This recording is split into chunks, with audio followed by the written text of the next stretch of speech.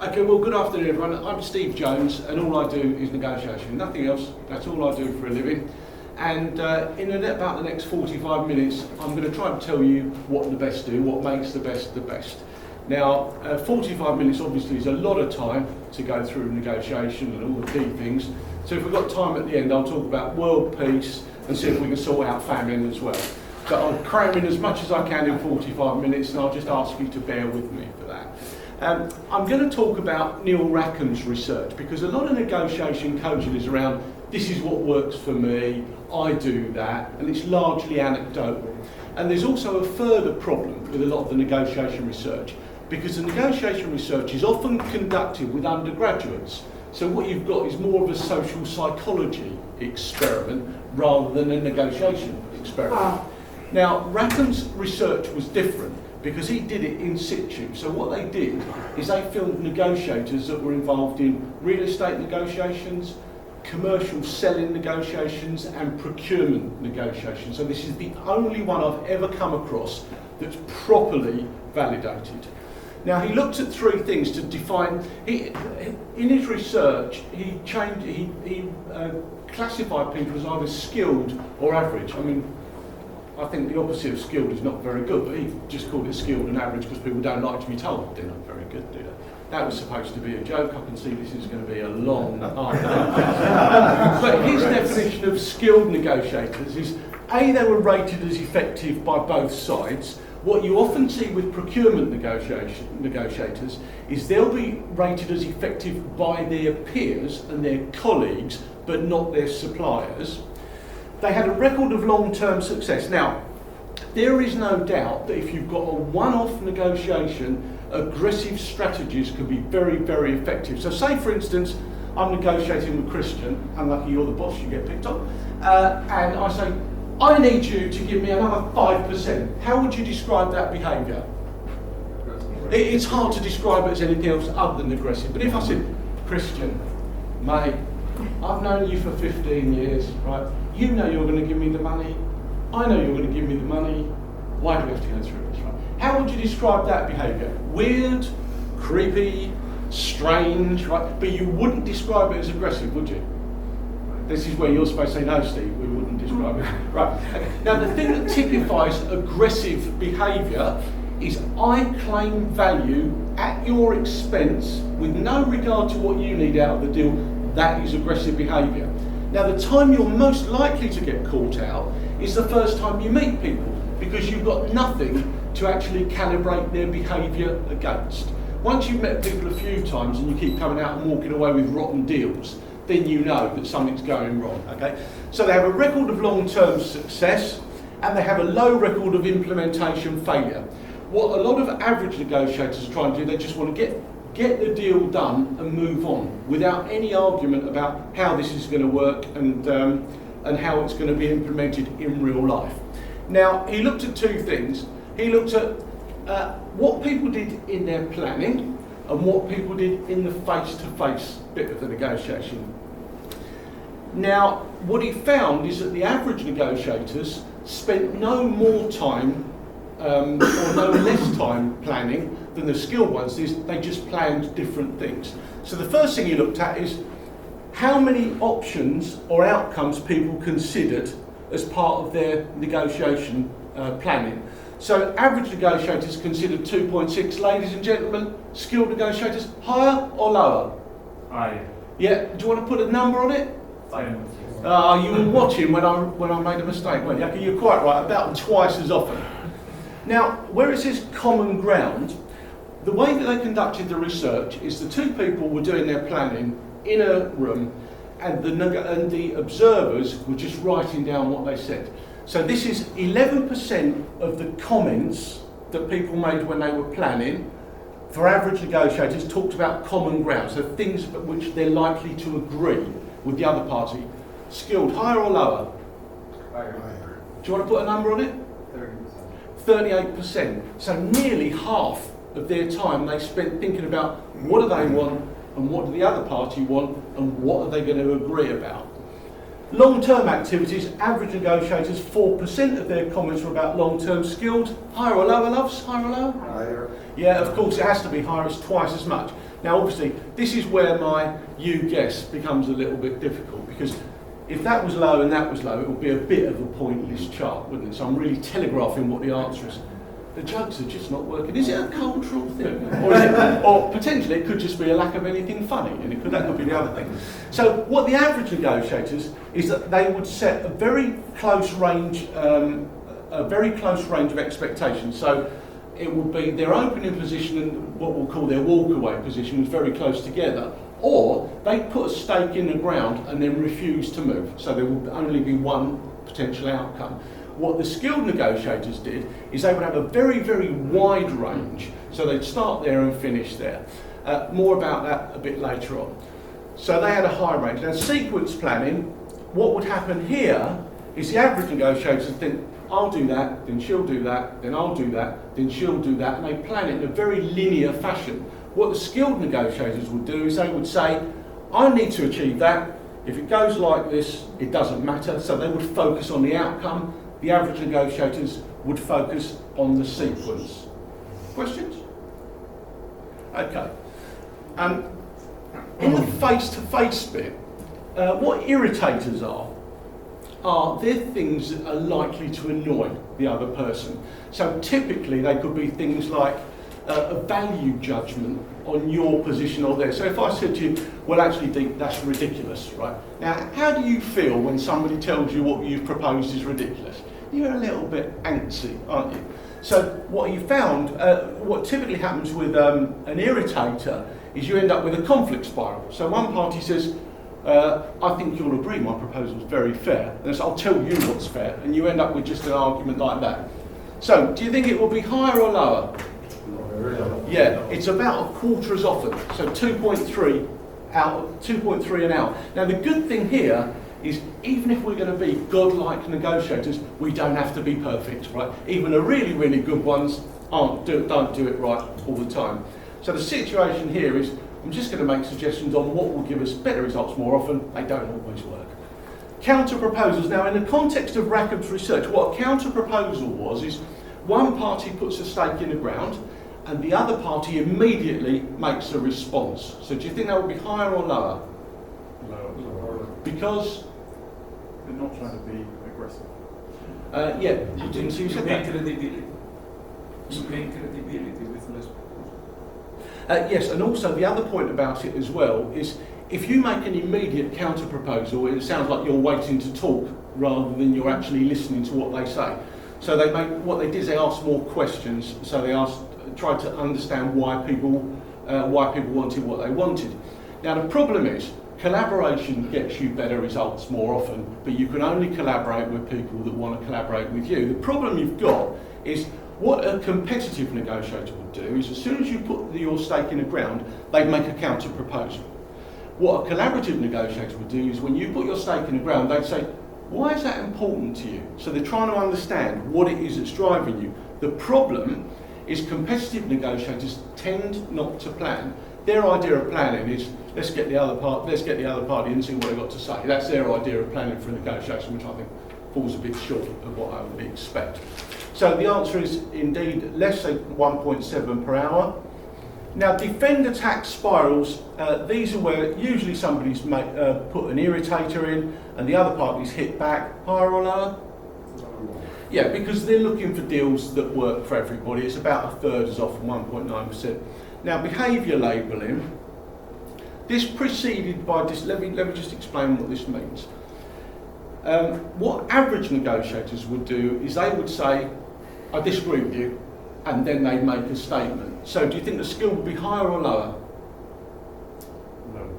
Yeah, and it's lower because it looks like for the average negotiators, they've just blurted something out without, I don't agree with you, and then they try to defend it. What the skilled ones would do is they probably wouldn't even say they disagree, and then it looks like what they're saying is only a comment rather than an aggressive statement back. Did I explain that okay?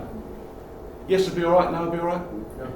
Perfect. Right, now this preceded by agreeing label, what they would do is skilled negotiators would say things like, can I just ask you a question? Right, so they give some statement before they say anything, and it has two effects. One is it looks quite consultative, but on top of that, it slows the negotiations down. Now, I don't know if you've ever been in a situation where the negotiation starts and the adrenaline kicks in, doesn't it? And you start to speed it up and speed it up and speed it up because you want to get it done, and you should do exactly the opposite. When the adrenaline kicks in, you need to slow it down and say less, and this has the effect of slowing it down. Does that make sense to everyone? Okay. Now, the other things that they do is they test understanding, and usually they do this by questioning. So do you think that will be higher or lower? Higher. Yeah, it's about twice as much. This is interesting as summarising. The average negotiators spent about 4% of the time summarising. Skilled, higher or lower? Higher. Yeah, it is. And the thing that typifies it is what average negotiators will do is typically they'll only summarise at the end of the negotiation. What skilled ones will do is as soon as a substantive point is agreed, they'll say, okay, so we're agreed that ... before they move on. Is that clear? Okay. Asking questions, higher or lower? Yeah, it's about twice as much as you would expect. Now this I found a bit counterintuitive. Commenting on how you feel about what's going on. Do you think that will be higher or lower? Lower. Yeah, it is actually higher, but I thought it would be lower. All through my early career, I tried to, it's like the mafia, isn't it? It's business, it's not personal. I'm trying to eliminate anything to do with interpersonal sensitivity from the negotiations, and I was doing it exactly wrong for about 20 years. But I did okay with it, but it just wasn't best practice. Feeling or for a purpose? No. This is the difference is the skilled ones. It's authentic. They want a deal that works for everybody. So this is not like psychopaths. They feign empathy, don't they, at a very superficial level. This is proper empathy. They're bothered about what happens to the other people because they actually want the deals to be implemented. And if you stitch the other people up, the deals typically don't get implemented. Argument dilution. Now what this means is this is a number of reasons people give in support of their position. Do you think that will be higher or lower? Higher. Yeah. I thought it would be higher as well, but the answer is actually lower. And when you think about it, what happens is the more you talk, the less it looks like you believe what's going on. So what he found was that they typically used less than 2 arguments in support of their position. So that's what the research says. Questions? Yes. Does this apply to a specific field or a specific type of negotiation? No, they looked at 48 negotiators, and they were sellers, they were buyers, they were real estate, and they were union negotiators. I accept 48 is not a massive size, but it's the best one that's available. Do you think that the different market and the different type of negotiation could have different rules? Well, I deal with people in all sorts of different industries, and everybody I talk to said, no, James, it's not like that in our industry. No, it's different. Baked beans and motorboats, they're not the same thing. The reality is negotiations about behaviour, it's not about context. And these behaviours, Rackham found, were consistently successful across all. And what about cultures? Well, Europe, Southern Europe. sorry, I'm talking. This was done in the US and the UK, so we're talking about that as a culture. I absolutely accept that as soon as you go to China and places like that, the culture's different. Also Europe, Southern Europe. Yes, certain parts of Europe it is. Yeah, I agree. Yeah, so there are massive cultural differences. If you're interested, if you're interested in cultural differences, the best book I ever read about that was a book called Kiss, Bow or Shake Hands, and that was a really, really good book. It's well worth reading if you're interested in cultural differences. Sorry, would you? Just a general question here. All these percents that you're presenting here are, let's say, in their early teens or below teens. Yes. So you're telling me that testing understanding in even amongst skilled negotiators, 90.3% that don't bother with it. No, sorry, I absolutely haven't explained this possible. Okay. What that means is 20% of what they did was testing understanding. Okay. Sorry, my fault. I'm sorry, I explained that really badly. Sorry, my fault entirely. Is it the same percentage for if you are in the case not to face, but face to two people, one bad cop, one good cop, or? I'm glad you said that. I mean, these things like the good cop, bad cop, they're not authentic behaviours, are they? They are deliberate ploys to try to disrupt the other person. What Lee Thompson found in her research is if you negotiate on your own against a group of people, you typically take 30% less. 30% less. Now, this isn't to say this is not if you're outnumbered. So if there's two of us and they've got 17 on their side, it doesn't matter. It's if you're on your own against a group of people. Did that answer your question? And also, I think there's another paradox here. So, I mean, say for instance, Anders and I are negotiating, right? And I can make the decision on behalf of my company, and Anders can't. Who's got the power in the negotiation, me or Anders? Anders. No, it's me. Because whatever pressure you put me under, I've got to say no, because I can't make the concession. Okay. He's probably a busy man. I think it's a paradox, because the automatic assumption would be the people with the decision-making autonomy are in a better position, and they're not. So, particularly if you come to sort of selling your business or anything, you probably want to have somebody in between you and the other party, so you don't start making daft decisions because you've got an emotional attachment to what's going on. Any other questions on the research? Now, what he also found was that people that were skilled typically followed a process. They didn't, not slavishly, and they weren't cloning each other, but they typically did certain things. So let's do a bit of guess my list, right? If you were going to do a negotiation, what sort of process would you go through? What's the first thing you do before you turned up to negotiate with somebody? Research. Yeah, some sort of research or planning. It would seem strange not to do that, wouldn't it? Okay. So you've done your planning. When they arrive and you have a chat and you do all the stuff about, how was your flight and all that, you've got over that. What happens then?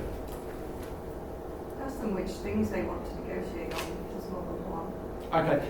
Does that mean somebody opens a meeting and takes control of it? Yeah. Yeah, excellent. That's what when we do the guess my list bit, right? And I say, does that mean ... Almost inevitably, the answer is yes. It just saves a lot of time if people understand what the cultural norm is. Right? So somebody will open and take control of the meeting, won't they? Right. And then what happens?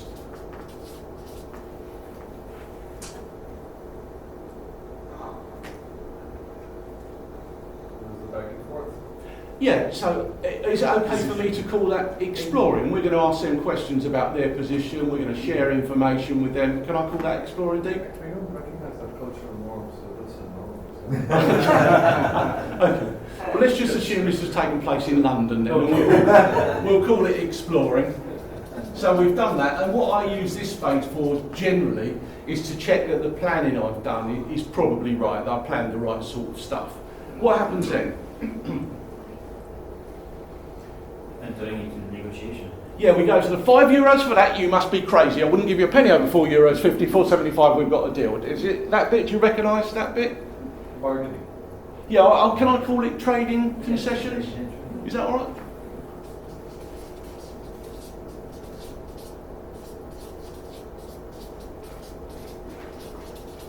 And then what happens? So we've done that. We've concluded the deal. What happens at the end of it? Shake hands. Yeah, some sort of summary. Can I call it a recap? But it's the same thing. In a minute I'll explain to you why it's a recap, but it is a summary, so we'll call it a recap. And then the other party's gone, what do we do then? Well, we're 15 minutes late for the next meeting, so we just go straight. But what should we do once they've gone? I would say that's in there, but yes, absolutely. Document. Action. Should we stop playing Guess My List, because we've only got an hour for this, haven't we? So, some kind of review of the outcome would sound like a sensible thing to do, would it? Is that recap? No, I would say recap. I would say summarising at the end of the meeting before they go. So I think we're sort of violently agreeing on what should happen here, aren't we? Okay. So some review of your performance. Now, what the average negotiators do, your performance. What the average negotiators do is they look at the outcome in terms of what they were trying to achieve. What the skilled ones do, they don't just look at the outcome, they look at the behaviours as well. So what did I do that affected this, or what did they do that affected this? Is that okay? Now the reason for all these dodgy descriptions of it is it's Poetry. That's poetry. What do you think? All right. That's impressive, isn't it? I'll get my coat. Right. Right. So, what's the time? Because there's no clock here, is there? It's 5 to 4. So you started a half hour ago almost. Okay. You still have roughly 20 minutes. Okay, excellent. Now, most people think the negotiation is won and lost in the €5 for that you must be crazy bit, but it isn't. It's won and lost in the planning. And I always think, what's the minimum amount of planning you can do to get the maximum possible return? Would that be a sensible way of looking at things? And I look at 4 things when I plan for negotiations. Another bit of guess my list here. What's the first thing that we ought to think about? Yes, sir. I'd say the first thing is to know the walk-away point. Definitely. Now, would that be setting limits on your position? Yeah. Excellent, excellent. Good, good. Set limits. So you wouldn't just set a walkaway position, you'd set an opening position as well. But yeah, absolutely. What you want to achieve, surely. It would seem strange not to set your overarching objectives. I like your overarching objectives. Set objectives. This is where it gets a bit tricky. What else? Well, if you're going to set limits, what do you have to decide before you set the limits? Or understand them. Value. Yeah. Shall I just tell you, as we're only here for limits? I mean, if you're going to set limits, you've got to decide what you're going to set limits on. So you've got to decide what your variables are. What the skilled negotiators do is they'll typically look at a wide range of variables. What the average negotiators will do is they'll just pick one, which will be price. And if you've only got one variable, the argument is only about £5 for that, you must be crazy. And this number 2 is, what drives your power in a negotiation? What's the biggest driver of power? Value? Resources. Understand the other person. It's the fear of the customer. The fear. Of the customer. Of the. Do you mean? Can you see where this? Do you mean what the alternatives are? Yeah. Yeah. Thank you. Right. Yeah. So the thing that drives your power is the quality of your alternatives, or more accurately, what they think your alternatives are. Agreed? Alice Claras, we'd say if we were in Germany. I'm trying to be a bit European, clearly failed there, right? Fisher and Urey in their book, Getting to Yes, called this a BATNA. What's their best alternative to a negotiated agreement? And I always think if you've been on something like this and you picked up some jargon, then the afternoon hasn't been completely wasted, has it? Now, what I tend to think about as well is if I'm really pushed for time, I become very egocentric and I just think about what my objectives are. If I've got more time, I try to guess what theirs might be as well. I tend to do better deals when I've done both. So that's planning. All right with that? Oh, still with me? Sorry, what's that? Best alternatives. It's best. It's best alternative to a negotiated agreement. So if for instance you're selling your business and you've got 4 potential purchasers, you're in a much better position than if you've only got 1. Or did that answer the question, Dick? Yeah, thanks. Now, in conceptual terms,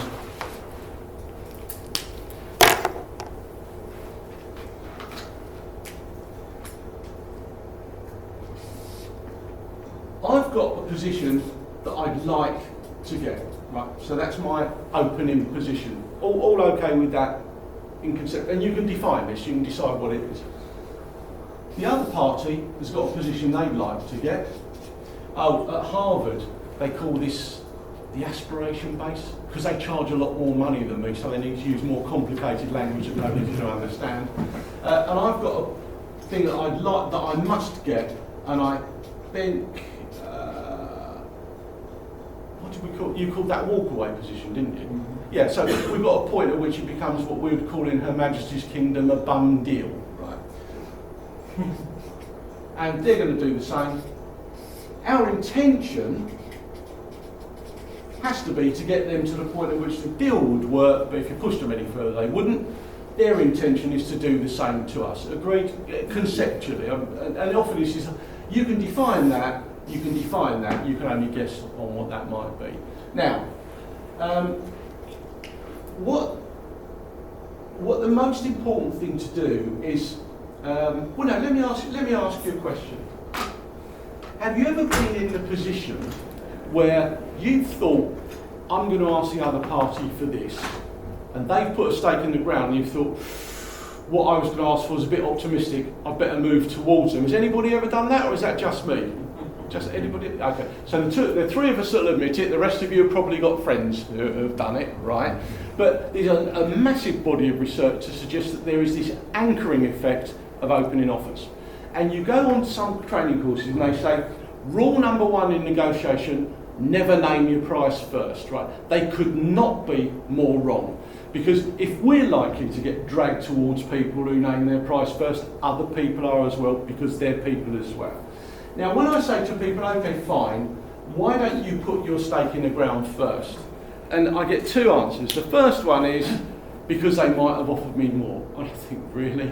Your planning is so poor that somebody might have offered you more than you would, really? So I don't buy that one, unless there was a massive asymmetry of information. So if you're trying to sell a business, often there is a massive asymmetry of information. So under those circumstances, I'd be less inclined to do it. But as long as there's plenty of public domain information you get hold of, you're mad not to name your price first.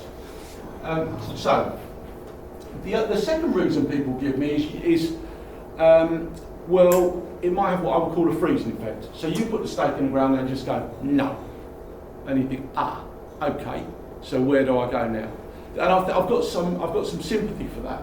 But again, coming back to Rackham's research, what he said is that the average negotiators, they put a stake in the ground and either not attempt to justify it, or they give their rationale afterwards. Now, the problem with this is if you ask them, say you're trying to sell your business, I want 15 million for that, they've stopped listening to what your justification is. They're just getting ready to argue with you about why your position is ridiculous.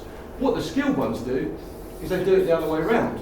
So they'll say, okay, we've got 4 other companies that are interested in buying this business. We've got offers from all of them. The average of all the offers is for £5 million or €5 million. And for that reason, we're quite happy to do a deal with you at 5 million. So it's the rationale and then the stake in the ground. There's 4 rules for putting a stake in the ground. And the first one is put the stake in the ground early to take advantage of this anchoring effect. The second is put the stake in the ground firmly. So we don't want about 5 million, around 5 million, something in a region of 5 million. We want 5 million, and then you need to shut up. What most people do is they put their stake in the ground and then they say, well, we'd like you to pay us 5 million. How does that sound? What are your thoughts? How do you feel about that? The second you ask for permission for your proposal, it looks like you don't believe it either, right? So put the stake in the ground, and if you can, and sometimes this is hard, put it in writing. If you look at most negotiations that you've been involved in, I would imagine that the conversations usually polarise around whoever's made the first written proposal. Is that what you find? Yes, it'd be all right. No, it'd be all right. I'd just like to feel some love in the room. Yeah, okay. So most people would agree that that's not a bad way of dealing with it. Now, there's a couple of other things. Right, a couple of other things. Once they put the stake in the ground, I sometimes get people, and this is particularly true when if you're selling negotiation training, because nobody wants you to think they're rubbish at negotiating, do they? So everybody thinks that they've got to negotiate with you. And sometimes you get people saying things like, is that your best price? I mean, what do I expect to say? No. I've inflated it because I knew you were going to ask me. I mean, it's a daft question, isn't it? Is that your best price? Now, the problem with that is if you're up against an aggressive negotiator and you ask them that, and they say, yes, it is, you've then started an ego game, because they're then going to feel bad about moving from there. So if somebody says, is that your best price? My response would always be, under the circumstances as I understand them, yes, the implication being that if the circumstances change, so might the price. And what typically happens when you negotiate is it polarises plus or minus 10% of the midpoint. Is that what you've noticed? Assuming that there's an overlap. You generally notice that? Which means that the more you ask for, the further up the midpoint goes. So what you've got to do is open with your maximum defensible position. Questions? That's planning. Now, to open and take control, what's the biggest, what do you need to do to take control of a negotiation? Who usually controls it? So what was your question? Yeah, sorry. If you want to take control of a negotiation, who normally controls the negotiation? The bigger party, the more powerful party. It might be, shall I answer my own question? Yeah. Whoever sets the agenda usually controls the negotiation. Agreed? So sometimes that will be us, sometimes that will be them. Agreed that that's probably what happens. Now, the reason we should set the agenda is because if you look at what happens in most negotiations, if this is concessions,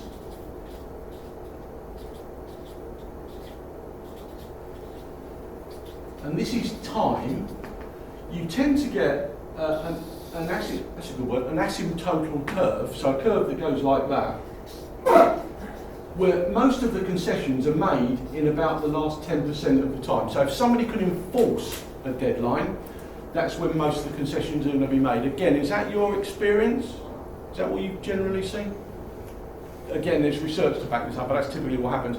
And I guess the question is, well, so what, Steve? I mean, that's fascinating, but so what? The so what is what we can't avoid to happen, what we can't allow to happen, is for our stuff that's important to us to be forced to the end of the agenda. Otherwise, we're then under pressure to make concessions. If you look, I hesitate to bring in the most recent horrible public negotiation regarding Her Majesty's Kingdom and the European Union, right? But if you look at what happened there, our dear friend Mrs May decided what the EU were going to get right at the very, very beginning, which was their most important thing. Because if you think about, what do you think in a Brexit situation, what was the EU's primary objective? Money. I would say that was their secondary objective if they couldn't get their primary objective met, but yes. What was their primary objective? What have they done in every other situation when there's been a bust-up? They've tried to force a second referendum, haven't they? They've done it. They did it in Norway. They did it in Ireland. They did it in a Greek bailout. I mean, you can see this happening. So if I was Theresa, I would sit and think, right, what have they done before? So what precedents have they set? They've tried to force a second vote. So that's the first thing they're going to do. Failing that, they want as much as they can get for as long as they can get. So there, I would say those were their two objectives. Would you say that's a reasonable assessment of what went on? So what this means then is that this 39 billion, or whatever the number was, is their key negotiation objective. What was the UK's key negotiation objective? Scottish vote. If they go, they go. No. So what was their key negotiation? What did we want out of free trade agreement? That was our critical point. We wanted a free trade agreement, didn't we? Yes, Steve, that's right. I just don't want everybody to think that my assessment of it was a bit misguided. We wanted a free trade agreement. What she did is she allowed them to become disconnected right at the very beginning. So why would the EU negotiate? But even if they did, all the deals would be done. The EU always do deals at the 11th hour. And the problem is, we were trying to force them to do a deal earlier. Why would they? They don't want to do a deal. Why would you think that you could exert pressure on them? Anyway, so you need to try and set the agenda. So what I try and start off with, going back to Rackham's research, is something we're going to get agreement on quite quickly because it sets the right sort of tone and the right sort of framework for the negotiation. And then my most important thing there, and I try to force their most important thing to the end. Questions? I'll take this. We've got 10 minutes left, is that right? You want to 3:15? The 4:15. Right. I ran a training course for all the Tesco graduate trainees, right? And I said, well, of course, if a supplier comes in with this great big wad of rubbish and starts going through it, who's controlling the meter? And they said, oh, well, the supplier is this. That's right. I said, what you need to do is take this wad of rubbish off them, throw it in the bin, tell them what they're there for. It was a joke, right? I didn't mean that they should literally do that. It was just a joke. It was just a metaphor. About 6 weeks later, I got a phone call from Sir Terry Leahy's PA. Is that right? You're telling our junior buyers to throw suppliers' presentations in a bin? I said, well, it was a metaphor. Did you tell them to put it in the bin? It was, did you say it? Yes. Could you stop saying it? Yes. These people between them have more degrees than a right angle. You would have thought they'd have realised that it was supposed to be a metaphor. Oh, and that brings me back to intelligent people as well. Much more important was his successful. Pardon? He threw the presentation away. What was the outcome at the end? No, It was what I was trying to suggest. What I was trying to suggest to them is that they needed to take control of the meeting. That was the point. That was the point of it. Not that they should really up. Yeah, maybe he did take the leadership afterwards. Yeah, but but I didn't want to get the blame for it. That was the problem. But it comes back to what I was talking about, intelligent people. What Rackham found in his research is intelligent people actually tend to do worse in negotiations than people like me that are a little bit less intelligent, because they over-intellectualise what's going on. Right? There comes a point, does this deal work or not? Doesn't matter how people are nice to me or not. Does this deal work? Now, and it's not like an Oxford University debating game, it's a negotiation, and can you get what you need out of it? So, somebody opens a meeting and takes control of it, and then there's an exchange of questions, and I'll give you a couple of rules. I had a case study, but we're not going to have time to do it. So I'm going to just give you a couple of rules that we should do for if you're involved in a negotiation. So the first thing is, my first golden rule for negotiation is don't. Right? Once you've put your stake in the ground, at least make some cursory attempt to defend your position before you start to move. Because otherwise, next time you meet them, they're just going to assume you're going to move anyway. Right? So make a cursory attempt to defend your position. And assuming you are going to move, my second golden rule is nothing's for nothing. Right? Do not move unless you get something in return. It doesn't have to be the same order of magnitude. It doesn't have to be a massive thing, but you must get something in return. Otherwise, you establish a precedent that you're always going to give for nothing in return, which is what Theresa May did. She put a stake in the ground, and you said, no. And she said, we'll have that. And then they said, no. And she said, we'll have that. And then they said, no. Well, why wouldn't they carry on doing that? All the time people make concessions, why wouldn't you carry on insisting? So the way to structure this is, if you, then we, yeah. Oh, interesting. Coming back to that, there's a great book by, I think it was Linda Babcock, but it might not be, called The Shadow Negotiation, about the way that women negotiate slightly differently to men in negotiations. And I know that's not a popular viewpoint now, that women and men are all the same, but they're not actually, are they? They are a bit different. But typically, women tend to say we when they negotiate, suggesting there's an alignment between them and the other people that are in their stakeholder group. Blokes tend to say I.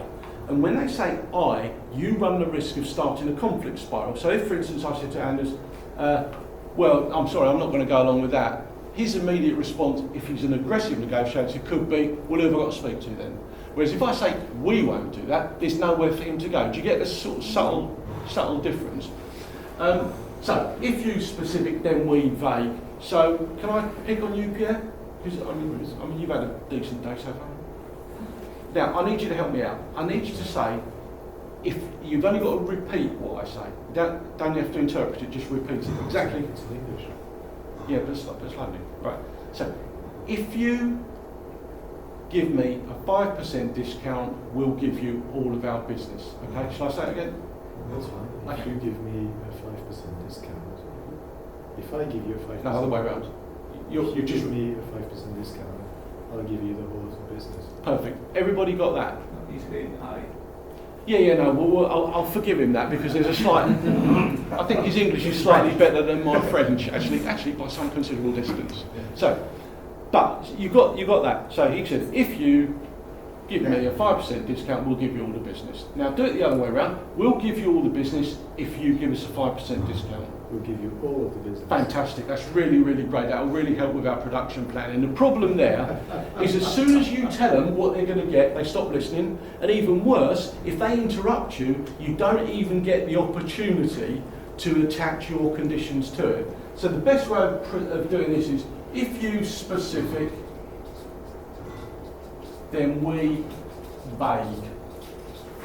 So if you reduce your prices by 5%, then we'll consider giving you all of the business. So what you've done is you've put your stake in the ground firmly and you made a vague offer of something in return. I reckon with the time that we've got available, it would be a good time now to ask if anybody had any questions. Do you, in terms of, say, your example about selling a business, do you see the benefit in the approach of, well, I don't really need to sell this business, it depends what price you're prepared to pay, rather than say, I'm looking for 5 million? Yes, perhaps I didn't go into enough detail. If there's an asymmetry of information, you're only going to sell the business once. It's not like you've got baked beans where you can say, right, Heinz baked beans are this, Cross and Blackwell baked beans are that, so the price for that is going to be roughly in this sort of area. With a business, you have anything's worth what someone's going to pay for it. And I would say selling the business, as is probably the biggest deal that you'll ever do if you own the business, is very, very hard. And I would say it's not a narrow range that you're likely to get, because things are worth different things to different people, aren't they? If you had it, if I was going to, if you got your own business, if I was going to buy your business and I was just going to run it like you do, that's worth a certain amount of money for me. If I was going to buy it and incorporate it into mine and I could get rid of half of my staff, it's worth a lot more to me. So yeah, I would say there's a big asymmetry of information there, so I would be uninclined to name my price first. Because life's about generalisations, wasn't it? It was Alexander Dumas III who said all generalisations are dangerous, which of course is a generalisation. Any other questions? So these rules are in, or have been hitherto in the context of, you know, it's two individuals negotiating about a third thing, right? Whether it's business, a product, whatever. Yeah. Do these also apply, or are there different rules or nuances when you're talking about negotiating about yourself? So I've been approached by some recruiters, and with respect to being hired by a company, would the same rules apply, or would there be nuance? Okay, I would say a lot of the times when I go to see people, my first question is usually, okay, what's going on in this business that you either want to stop or you want to change? Because people usually call me because something's not right. And a lot of them say, well, we're struggling to negotiate with our colleagues. Well, that isn't negotiation, that's influencing and persuasion. I'm not saying there's not a big overlap, but it's not the same thing. If I've got and I will answer your question, I promise. If I haven't got a veto on the outcome, like if I work for you and you say, I need you to, no, Steve, you can't have a Friday as holiday. My only veto is, well, I'm going to go and get another job somewhere else. I'm reliant on persuading you that that's a reasonable thing for me to do. I can't force you to do it because I don't have a veto on the outcome. But in the terms of someone approaches you for a gig, I would say that comes into what are the quality of your alternatives? I mean, if you've got, well, you must get this a lot, mustn't you? Where people, I love working here. You persuade me, right? So you've got the problem that if their current alternative is to stay where they are, that may be a very attractive alternative for them. It might not be an attractive alternative for them, and they may be much more interested in listening. And again, I think it's very dangerous to name your price first in that context, unless you think, well, look, do you know what? If I can get 200k a year for this job, it's worth doing. If I can't, I won't. You might as well just say 200k is worth having a conversation. Because the truth of it is, if they're winning like 5 or 10%, of where you are, there'll be a conversation. If they were expected to pay 100 and you thought it needed to be 200, you might as well all get that out on the table early on, because it's, or the other thing I would tend to do is say, I'm currently earning this, is it worth us having a conversation? And then at least if you get a sharp intake of breath, you probably think it's probably not worth having a conversation. Did that answer your question? Yeah. An observation, which I don't know what rules it falls under, but I think it's probably in the box you highlighted between the want and the walk. Yeah. Is when we negotiate with clients about our price, about a project, we end up having agreement on the fixed amount, what it'll be, Yeah. but then we allow some sort of a cushion. And that cushion is a variable that nobody knows, is based on risk and all that. But at least you've offloaded the risk to the cushion versus absorbing it.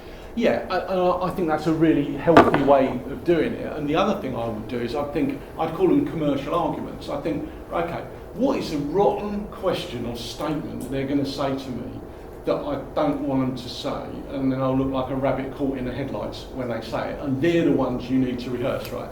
A long time ago, I was coaching this guy who got fired from the co-op, and I said, well, when you go for interviews, Nigel, what is the one question you don't want people to ask you? And he said, well, what I don't want people to say is, if you're so good, why did they get rid of you? I said, okay, they may not phrase it quite like that, but something of that nature is going to come up. So let's practice that, because it's a horrible question. I said, if you're so good, Nigel, why did they get rid of you? He said, well, folded his arms, crossed his legs, head down. It's a long story. I said, no, it's not a long story, it's just a short, convincing story. And so he said, well, what's that? I said, why don't you say something like, at the time I went, they were chucking so much money about I'd have been insane to stay there. They don't want to carry on that line of questioning. And it was like, when I first started doing this, right, because I'm British, we don't really like talking about money, and the thing I didn't want people to talk about was money, right? And I went to see the HR director of this trade association, and she said, how much did you charge? So I told her, and then she went completely silent, and it felt like about an hour and a half, but it was probably about 5 or 6 seconds. I'm thinking, hold your bottle, Steve, you know how to do this, you train people in this, you must be able to deal with this situation. And so I paused, and then she said, well, that's a lot, isn't it? So I paused, because the thing about that makes it look like you're listening is the pausing. So before I replied, I paused and said, well, I don't know. What are you comparing it with? And she said, well, other trainers that we've got. I said, okay.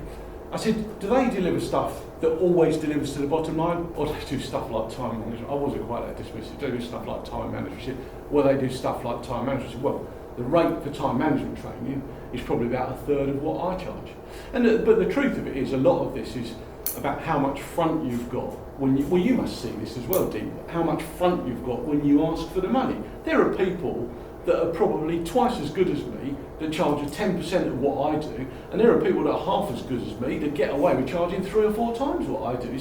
It's more about how much front you've got and how congruent you look when you ask for the money. Are you saying that people twice as good at negotiating? No, there's no one as good as me. It was an example. No, it was an example. There is no one as good as me. It was just I didn't want people to throw stuff in the bin. It was purely an example. Thank you. Just, I'd like you to reflect on one experience I had.